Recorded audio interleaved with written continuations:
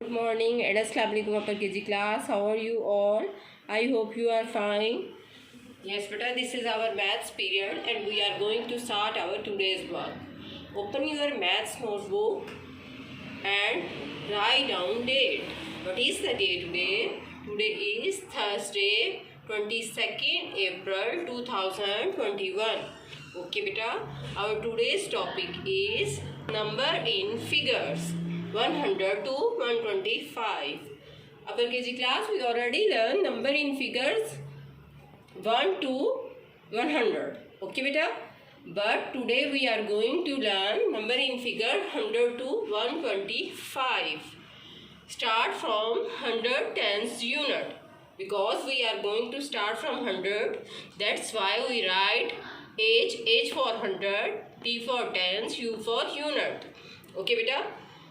100, 101, 102, 103, 104, 105, 106, 107, 108, 109, 110.